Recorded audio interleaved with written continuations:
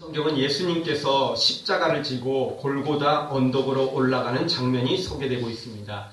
이 골고다는 높은 언덕이 있었습니다. 그래서 골고다 언덕이라고 이야기를 하는 것입니다. 이 골고다는 해골이라는 이름의 뜻을 가지고 있는데 예로부터 그 처형 장소로 사용되어 해골이 많았거나 혹은 그 지역이 해골처럼 생겼기 때문에 골고다라고 그렇게 이야기를 했다는 것입니다. 예수님께서는 이 전날 밤에 겟세마네 동산에서 기도하시다가 체포되어 밤새도록 철야 신문을 받으시는 걸 보게 됩니다. 처음엔 대제사장 가야바에게, 그리고 나중에는 빌라도에게, 그 다음에는 또 헤롯 왕에게, 다시 빌라도에게 그렇게 이쪽 저쪽으로 끌려가면서 새벽까지 신문을 받는 것입니다. 그리고 마지막에 이 가시면류관을 쓰시고 또 채찍에 맞아서 온몸이 피투성이가 되어 이미 상당한 출혈을 흘리는 상황이기 때문에 예수님께서 매우 힘든 상황이었습니다. 그러니 그 무거운 십자가를 지고 언덕을 오르는 것은 사실 불가능했습니다. 예수님 몸 하나도 간수하기 힘들 정도였습니다. 서 있기는커녕 병원에 입원한다면 중환자실에 입원해야 될 그럴 상황이었다라는 거죠. 밤새도록 한숨도 주무시지 못했고 먹을 것도 먹지 못했고 거기다가 가시면류관 또 채찍까지, 그래서 온몸이 다 상해 있었고 출혈이 매우 심한 상태였기 때문에 예수님은 골고다 언덕은커녕 그냥 서 있는 것만으로도, 아니 누워 있는 것만으로도 신음할 수밖에 없는 그런 위급한 상황이었다라는 것입니다. 자, 그런 상황에서 예수님께서 이 십자가를 지고 이 언덕을 올라가려고 하니까 얼마나 힘들겠습니까? 예수님이 이 십자가를 지고 갈 수가 없었던 거죠. 오죽했으면 로마 군병들이 구경하던 이 구레네 시몬이라는 사람에게 강제로 이 십자가를 지어서 올라가게 하는 거죠. 십자가를 지는 사람은 사형수거든요. 여러분, 사형수한테 배려해주고 사형수한테 뭔가 친절을 베풀 사람이 어디 있겠습니까? 별로 그런 사람은 없습니다. 지금이라면 인권을 이야기하면서 뭔가 좀 하겠지만 이 당시에 무슨 인권이 있겠습니까? 여러분, 사형수들은 이 당시에 사형을 집행하기도 전에 사람들한테 손가락질 당하고 돌팔매질을 당하고 침뱉음을 당하고 야유를 받고 그런 거 아닙니까? 당연히 그럴 수밖에 없는 거죠. 그런데 이 로마 군병이 십자가를 이 구레네 사람에게 강제로 지울 정도로 예수님의 상태가 심각한 상태였던 거죠. 27절에 보면 이런 예수님 무리들 틈 속에서 뒤섞여 함께 따르던 예수님의 사람들이 있었습니다. 특별히 이 사람들은 여인들이었는데 가슴을 치며 슬피 울며 그리고 예수님과 함께 가는 것을 보게 됩니다. 예수님께서 이런 정말 처참한 모습을 하고 있는데 보통 사람들이 보기에도 치근한 마음이 생길 수밖에 없겠죠. 불쌍한 마음이 생길 수밖에 없겠죠. 그런데 예수님의 어머니와 그 또 따르던 여인들이 그 모습을 봤으니 얼마나 가슴이 미어지겠습니까? 당연히 가슴을 치면서 슬피 우는 모습이 오늘 성경에 소개되고 있습니다. 그런데 28절 보니까 예수님께서 뒤돌아보시면서 말씀하십니다. 뭐라고 말씀하시죠? 나를 위해 울지 말고 너희와 너희 자녀를 위해서 울라라고 말씀하십니다.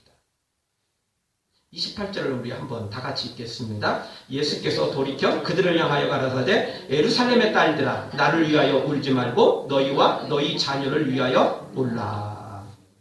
골고다로 고난의 십자가여 슬피 울며 따르는 예루살렘의 딸들아 나를 위해 울지 말고 너희와 자녀 위해 울라. 예수님을 향하여 눈물을 흘리며 그리고 가슴을 치던 사람들을 향해서 예수님은 반대로 말씀하십니다. 나를 위해 울지 말고 너희와 너희 자녀를 위해서 울라라고 말씀하십니다. 여기 예수님의 이 고통을, 이 아픔을 따라가며 같이 우는 사람이 잘못됐겠습니까? 아니죠. 아무 문제 없죠.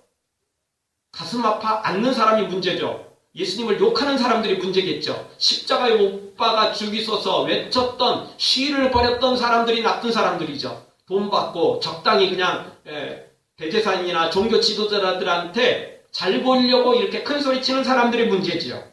그럼에도 불구하고 우리 예수님은 이 따르는 여인들에게 말씀하십니다. 나를 위해 울지 말고 너희와 너희 자녀를 위해서 울라라는 것입니다. 울기는 울어야 되는데 울음의 목적이, 울어야 될 이유가 분명치 않았고 그것이 바르지 못하다는 것입니다. 그래서 예수님 말씀하신 것입니다. 여러분, 우리가 아이를 낳기 위해서는 10달 동안 자궁에 아이를 안전하게 보호를 하고, 그리고 출산하는 순간에도 진통이 있습니다. 당연히 아이를 키우는 동안에는 수십 배, 수백 배 그 이상의 힘든 과정들이 있습니다. 이렇게 해서 한 사람의 성인으로 자라게 되는 거죠. 그런데 이 아이가 조금 크더니 이제 이야기를 들었어요.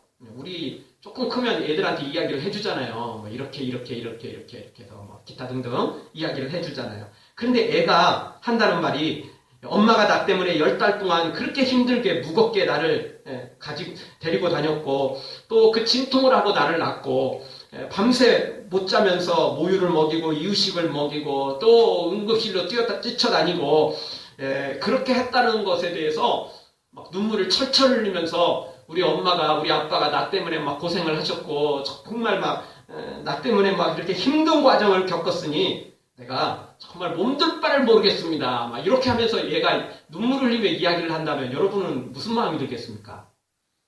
이놈 잘났다. 정말 나온 보람이 있다. 이 생각 들어가겠습니까?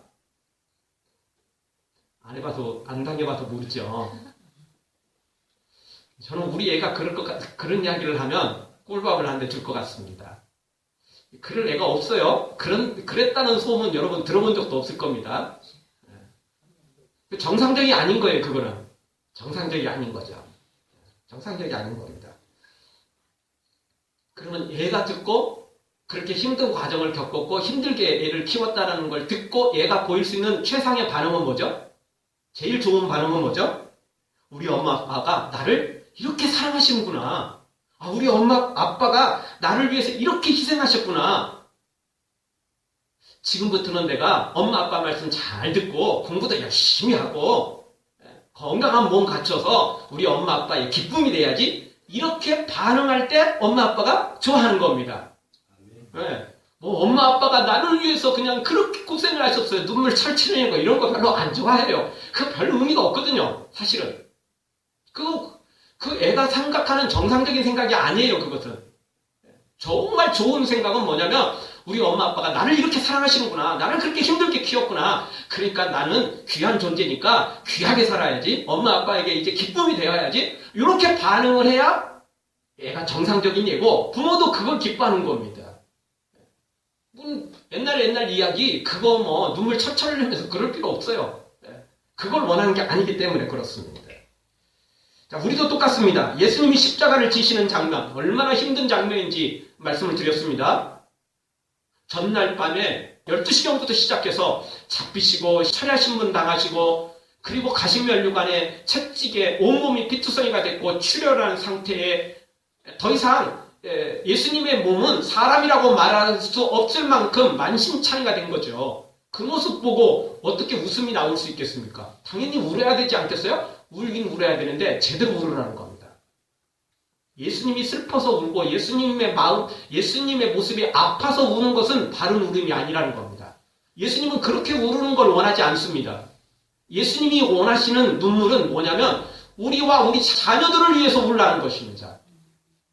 울음의 목적이 잘못됐다는 거죠. 바르게 울으라는 겁니다. 바르게 눈물을 흘리라는 것입니다. 그것이 예수님이 우리에게 주시는 내용이라는 것입니다. 사랑하는 성도 여러분, 예수님의 말씀처럼 단순히 고난 때문에 슬퍼하기보다는 단순히 그냥 그 십자가 때문에 눈물을 흘리기보다는 예수님의 십자가의 의미를 깨닫고 믿음으로 세워지는 그리고 바른 눈물을 흘리는 우리가 되어지길 주의 이름으로 축원합니다. 오늘 성경을 통해 우리가 우리와 우리 자녀들을 위해서 울어야 되는데 어떻게 울어야 되는지, 무슨 눈물을 가져야 되는지, 왜 울어야 되는지 그 말씀을 한번 우리가 생각해 보도록 하겠습니다. 여러분 오늘 말씀 오해 없이 잘 들어야 됩니다. 잘못하면 이 오해가 생깁니다. 엉뚱한 이야기 해댈 수 있어요. 너무 감정적으로 흘러서도 안 되고 십자가를 바라보면서 너무 감정적으로 흘러가지고 막 슬퍼하고 괴로워하고 막 눈물을, 이것도 하나님이 원하시는 게 아니고, 그렇다고 너무 이성적인 것에만 치우쳐가지고 당연히 예수님 십자가에 죽으셔야 내가 살지, 너무나 당연한 거지 뭐, 이렇게 생각하는 것도 잘못됐다는 것입니다. 그래서 오늘 말씀 있는 그대로 분명히 울기는 울어야 돼요. 울기는 울어야 되는데 십자가 앞에서 울어야 되는데 예수님을 위해 울지 말라는 겁니다. 누구를 위해서 울으라고요? 나와 내 자녀를 위해서 울어야 된다는 것입니다. 그 구체적인 내용을 우리가 몇 가지 살펴보겠습니다. 우리에게 눈물이 필요한데요. 첫 번째 우리에게 필요한 눈물은, 예수님께서 우리에게 원하시는 눈물은 회개의 눈물입니다. 우리 다 같이 한번 따라서 한번 하겠습니다. 회개의 눈물을 주소서. 회개의 눈물을 주소서. 회개의 눈물이 필요한 것입니다. 예수님께서 나를 위해 울지 말고 너희와 너희 자녀를 위해서 울라고 그랬는데 그거는 죄 때문에 울으라는 겁니다. 예수님이 너무너무 모습이 안타깝고 예수님의 저 십자가가 무겁고 이래서 우는 게 아니고, 예수님을 바라보고 얼마나 내 죄가 저렇게 컸으면, 예수님이 저렇게 고난을 당할 만큼 내 죄가 저렇게 컸구나, 내 죄가 저렇게 무겁구나, 내 죄가 저렇게 심각하구나, 내 죄를 바라보면서 울으라는 겁니다. 잘못된 것을 울면 울기는 울지만 바른 울음이 아니라는 것입니다. 여러분 이제 뭐 3살, 4살, 5살 된 유치원에 다니는 꼬마가 우리 집을 마련하려면 10년 계획, 20년 계획을 세워야 될 텐데, 엄마, 아빠, 우리 어떻게 집 마련 계획을 세울 것인지 오늘부터 우리 한번 고민 한번 해봐요. 이렇게 말한다면 여러분 그 아이가 정상적입니까? 똑같이 알바반대 줄 겁니다. 그런 생각하지 말고, 그런 고민하지 말고 네 할 일이나 잘해라. 편식하지 말고 열심히 먹고 일찍 자고 일찍 일어나고 책도 좀 읽고 공부도 하고 친구들하고 잘 지내고, 이렇게 말할 거죠. 그렇죠? 아니 이제 꼬마 아이가 무슨 집 마련 10주년 20주년 계획을 세운다느니 자신의 교육비를 생각하니까 내가 조금 옷을 좀 줄이고 장난감도 좀 줄이고 조금만 더 크면 나가서 아르바이트 할게요. 이렇게 말하는 건 정상적인 게 아니에요. 그거는 엄마 아빠가 할 일이고, 애가 할 일은 뭐냐면 열심히 자기에게 주어진 일을 하는 거죠. 그렇지 않습니까? 자, 예수님의 십자가를 바라보고 우리가 예수님을 위해 우는 것은 마치 그와 같아요. 그거는 예수님이 하실 일이에요. 예수님의 십자가를 보고 울지 마세요. 예수님을 바라보고 예수님 때문에 울지 마세요. 무엇 때문에 울어야 된다고요? 우리의 죄 때문에 울어야 되는 거예요. 우리의 죄가 얼마나 크길래 예수님이 저렇게 십자가를 질 만큼, 그것도 그냥 십자가가 아니고 밤새도록 철야신문을 당하고, 그리고 채찍에 맞으시고 가시에 멸류관을 쓰시고 온몸에 다 피투성이가 되고 이렇게 피를 흘릴 만큼 그렇게 내 죄가 무거웠다라는 거예요. 그만큼 내 죄가 컸다는 겁니다. 예수님을 바라보는데도 불구하고 내 죄가 보이지 않는다면, 예수님을 바라보는데도 불구하고 나의 허물이 보이지 않는다면 그거는 잘못된 울음이에요. 그럼 울어봤자 별 도움 안 되는 울음인 것입니다.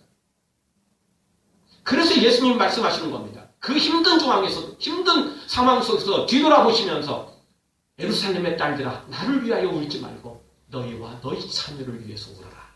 바로 죄 문제 때문에 울으라고 말씀하시는 것입니다. 이 죄 문제 때문에 철저히 울어야 된다라고 우리에게 말씀해 주시는 것입니다.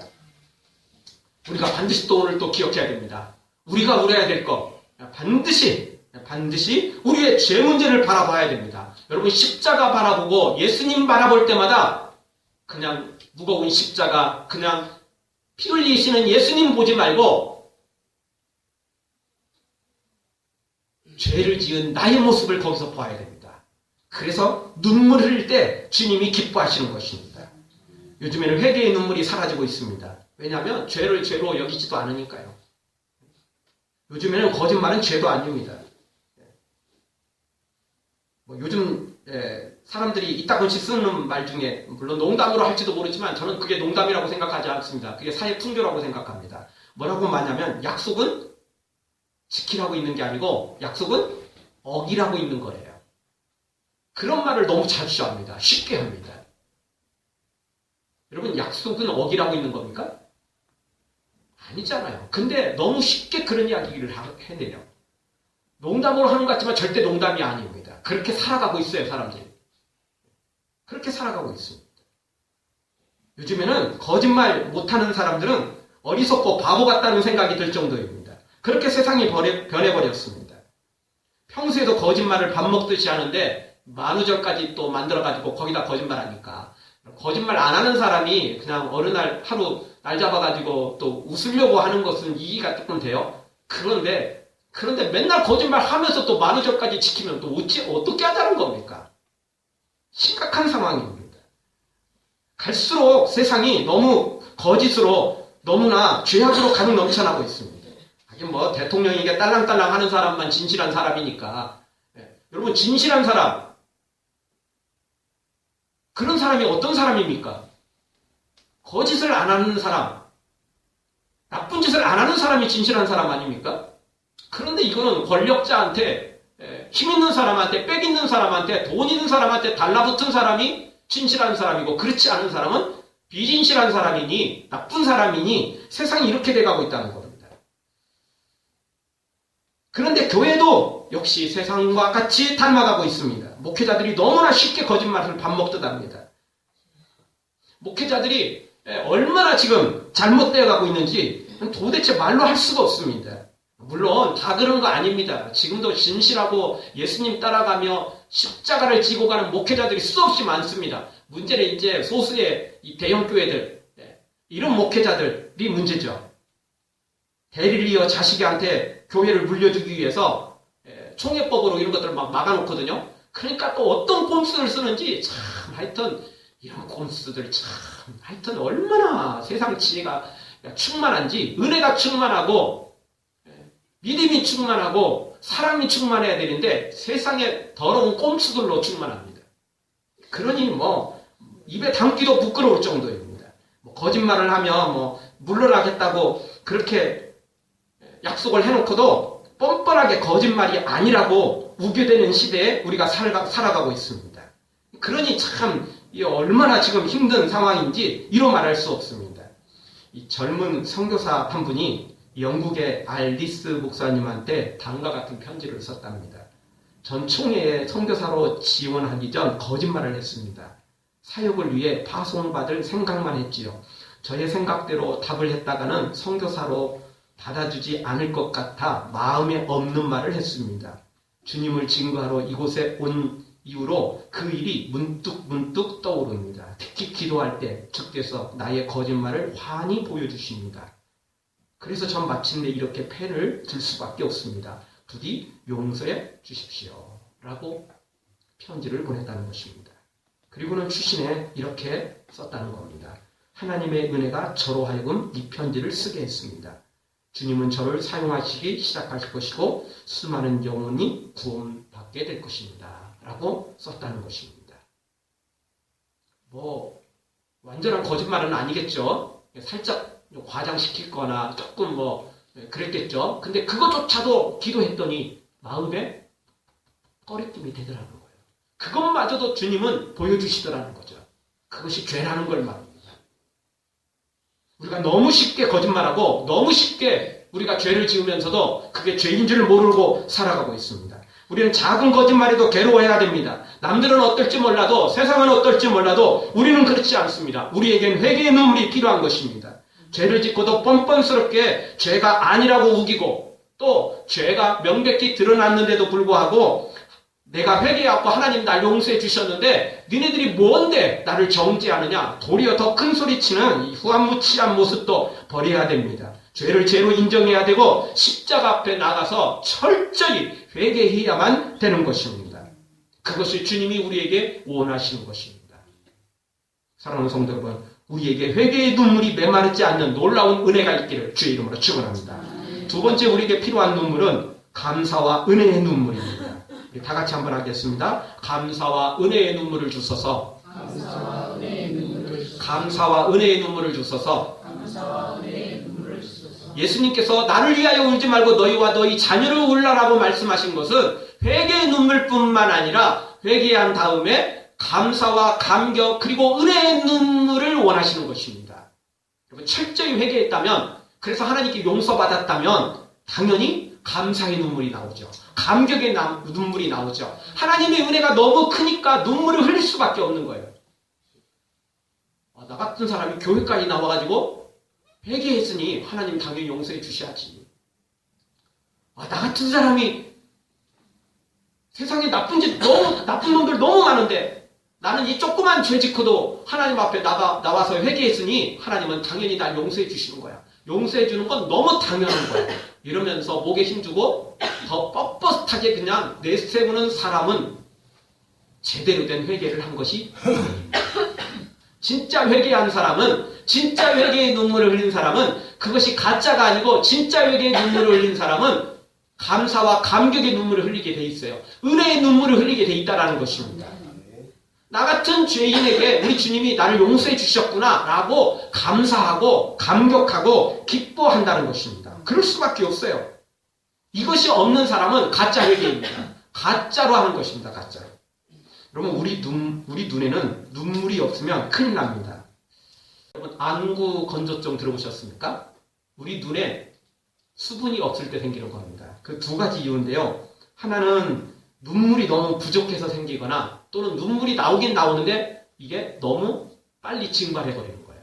그래서 우리 이 눈 안에 이 안에 이게 수분이 있어서 이게 눈이 이렇게 잘 돌아가잖아요. 좌측, 우측, 위, 아래 뭐 이렇게 해서 잘 이렇게 부드럽게 돌아가도록 만드는데 그게 수분이 있어야 되는 거예요. 그게 없으면 눈이 오른쪽, 왼쪽, 위, 아래로 그 움직일 때 이게 기스가 나는 거예요. 상처가 나는 거죠. 그래서 안구 건조증이 생기면 문제가 심각합니다. 안 되니까 어떻게 하죠? 넣어줘야 돼요. 네. 눈에 수분을 넣어줘야 돼요. 그래야 눈이 문제가 안 생기는 거예요. 나중에는 눈이 이제 기스가 생기니까 상처가 나니까 시력까지 문제가 생기는 거죠. 그래서 안구 건조증에 걸리면 이게 나중에 문제가 심각해지는 것입니다. 그런데요, 영적인 안구 건조증이 요즘 걸렸다니까요. 성도들이 울지를 않아요. 교인들이 울지를 않아요. 회개 눈물도 없고 회개 눈물 기껏 그냥 거짓말처럼 흘리는 것처럼 하는데 실제로는 감격의 은혜, 감사의 은혜, 은혜의 눈물이 없어요. 당연히 하나님 날 용서해 주는 건 너무 당연하다고 생각하는 거예요. 세상에 나쁜 놈들 천지인데 나는 짜만한 거 이거 죄 갖고도 회개했으니까 너무나 나는 칭찬받을 일이라는 거예요. 감사와 감격이 없어요. 그냥 당연히 받은 거예요. 당연히 한 거예요. 너무 당연한 거예요. 하나님이 용서 안 하면 큰일 나는 거예요. 용서 안 하면 내가 몽둥이 들고 쫓아가야 될 상황인 거예요. 이렇게 막무가내 신앙을 가진 사람들이 너무 많아요. 이거 다 가짜 신앙입니다. 회개의 눈물뿐만 아니라 감사와 감격의 눈물, 은혜의 눈물이 떨어지면 안 되는 것입니다.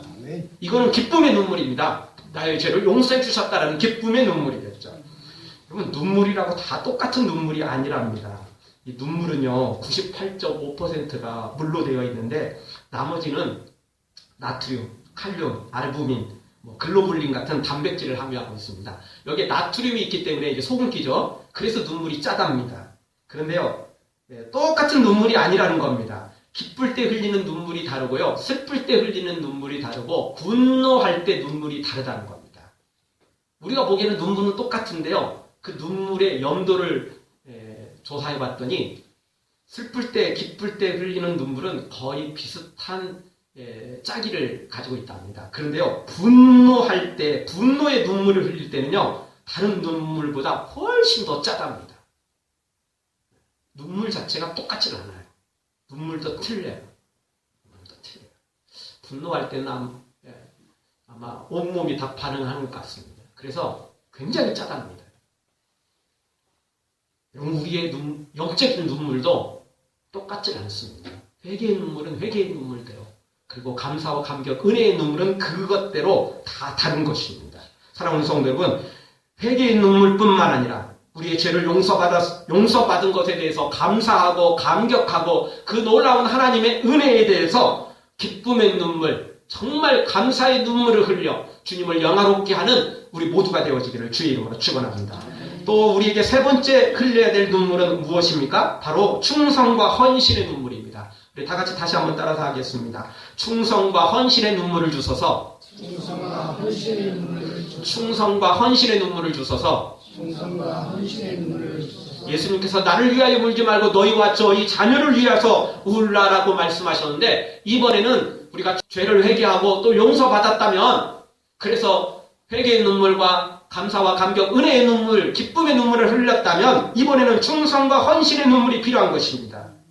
눈물은 계속해서 필요한 것입니다. 메마르면 안 돼요. 메마른 순간 우리의 영적인 상태는 심각한 상태에 빠져가는 것입니다.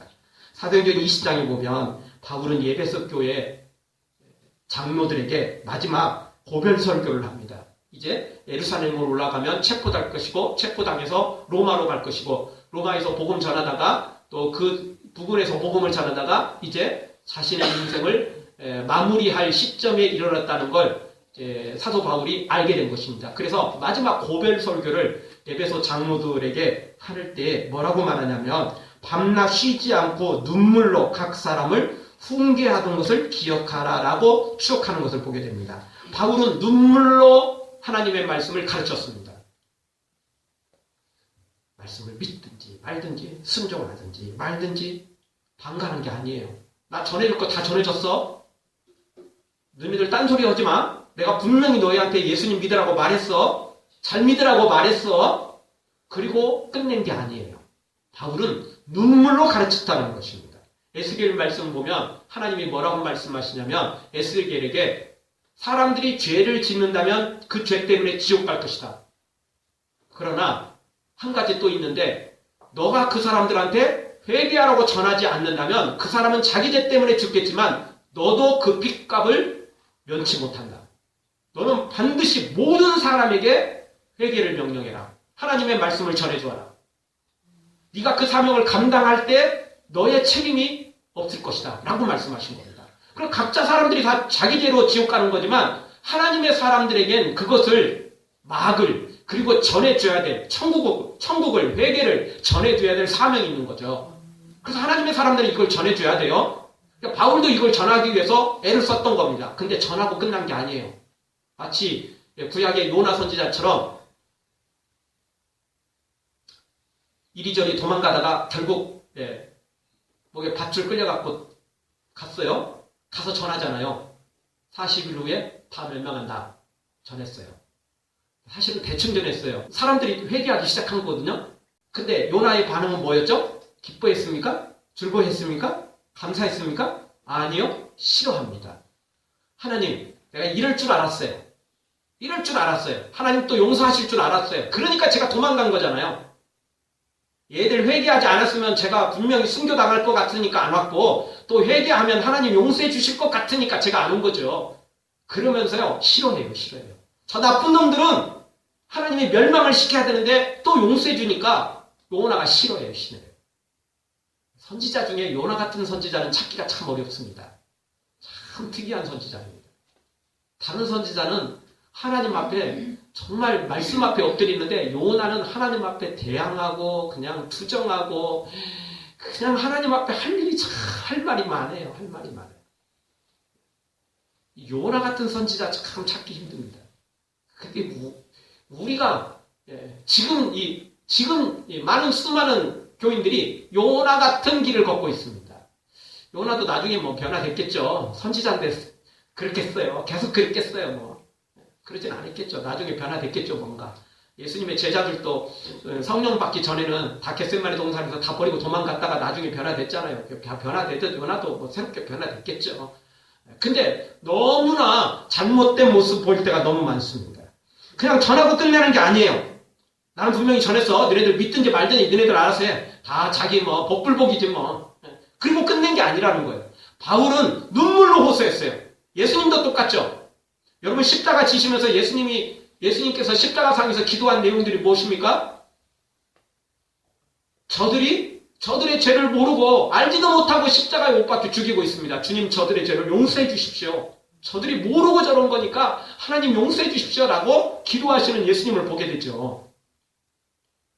예루살렘을 바라보시며 눈물로 기도하셨던 분이 우리 예수님이십니다. 눈물로 전한 거예요. 너네들 다 전했어? 나머지는 이제 지금부터는 니네들 책임이야? 이렇게 한 게 아니에요. 근데 바울은 끝까지 했다는 겁니다. 끝까지 눈물로 호소한 겁니다. 믿음의 선지자들은 생명을 내어놓기까지 끝까지 눈물로 충성하고 헌신했다는 것입니다. 우리에게도 이 눈물이 필요한 거든. 이 헌신과 충성의 눈물이 필요한 것입니다. 안 맞는다고 그냥 포기해버리고 방관해버리고 내버려둔 게 아니라는 것입니다. 여러분 우리가 가야 될 그 십자가의 길입니다. 고난의 길입니다.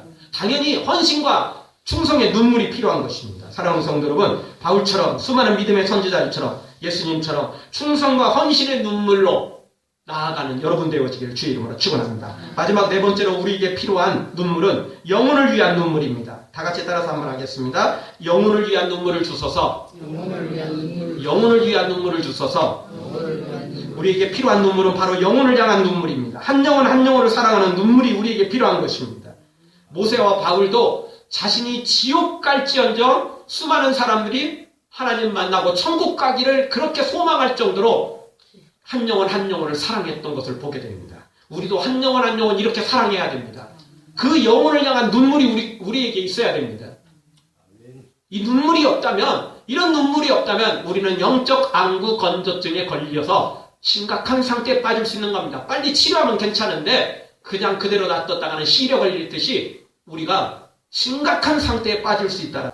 예수님 십자가 바라보면서 예수님이 그 십자가를 힘들게 지셨구나. 그렇게 눈물을 흘리지 말고 예수님을 위해서 눈물을 흘리지 말고 누구를 위해서 울으라고요? 우리와 우리 자녀를 위해서. 이 땅에 죽어가는 영혼을 위해서 울어야 되는데 우리의 죄 때문에 회개의 눈물을 흘리고 그리고 용서받고 감사와 감격, 은혜의 눈물, 기쁨의 눈물을 흘리고 충성과 헌신의 눈물을 뿐만 아니라 영혼을 사랑하는 영혼을 위한 눈물을 흘려서 주님이 기뻐하시는 눈물 같기를 주의 이름으로 축원합니다. 아멘. 기도하겠습니다. 통솔 한번 기도할 때